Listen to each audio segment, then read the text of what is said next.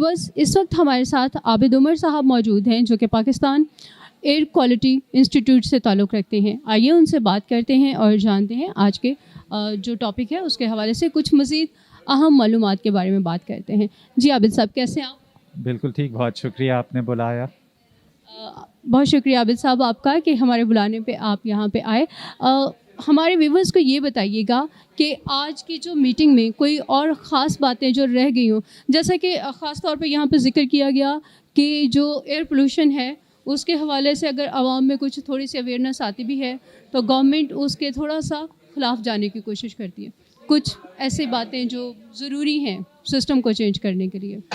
System को change करना तो बड़ा आसान है, वो एक इंसान करे या शहर से करवाएं या हुकूमत से डिमांड करें.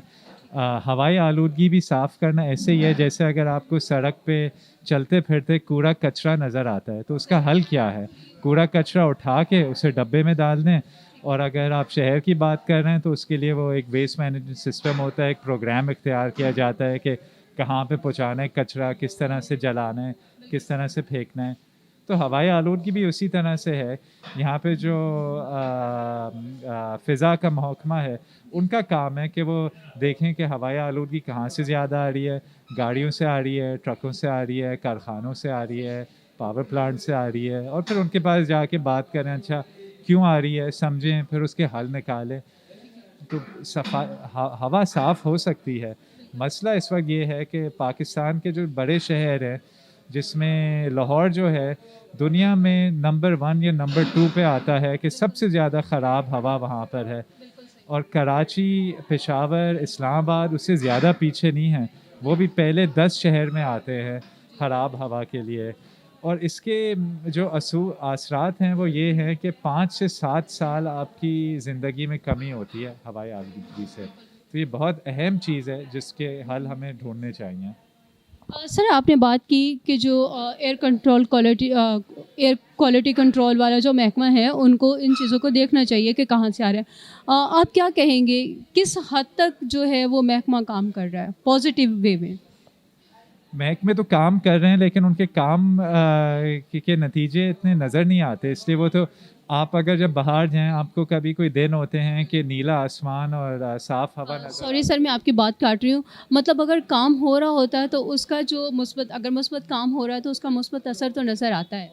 जी, लेकिन हमें नज़र नहीं आता है. आपको हम हर जगह शहर में कूड़ा कचरा भी नज़र आता है, टूटी हुई सड़कें नज़र आती हैं, घरों में पानी नहीं आता है, बिजली नहीं आती है, गैस नहीं आती है. तो ये हुकूमत के हाथों में चीज़ें हैं, वो जिस तरह से चाहें वैसे ही होंगी.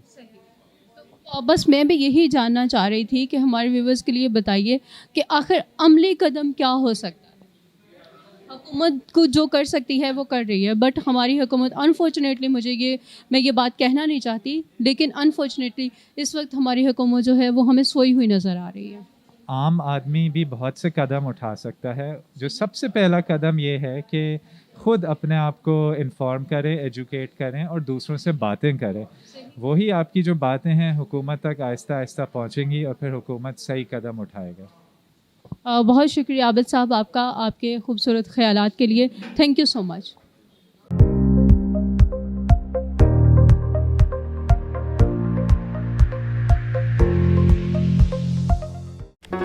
Do not forget to like the video, subscribe PTL TV and press the bell icon to receive notifications.